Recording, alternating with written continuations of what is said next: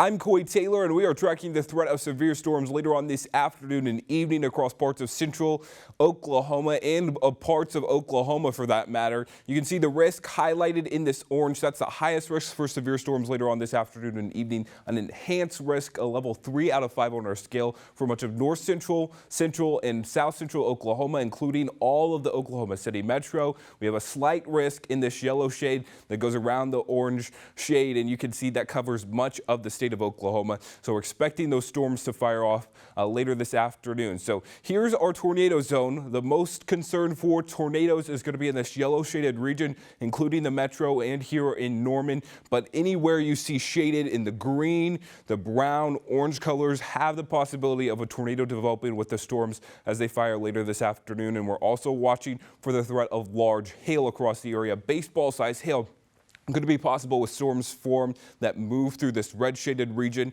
up to tennis ball size hail in the yellow shaded region, and then a little bit smaller in the brown shaded region. And we're also watching through the threat of damaging winds, especially as those storms make a run at the I-35 corridor north in central Oklahoma. And then as they progress into parts of eastern Oklahoma, we're still concerned about that later in the evening. So let's time it out with Future Scan. We have some scattered showers here going on in parts of southwest Oklahoma. Those make a run at the metro. They die out. That's what you see this green blob on the radar, Futurecast, I should say. And then as we head towards 4 p.m. this evening, we start to clear out the clouds in central Oklahoma and southwest Oklahoma. We'll start to see storms fire after 4 p.m.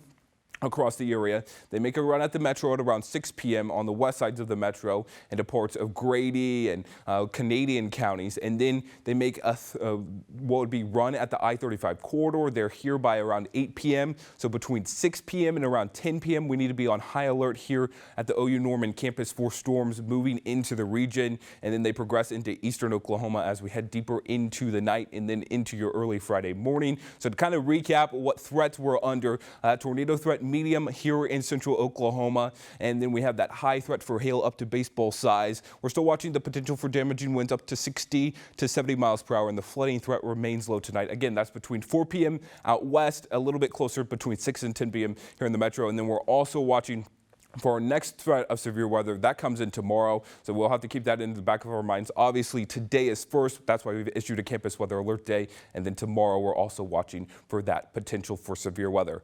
Thanks for tuning in. I'm Coy Taylor.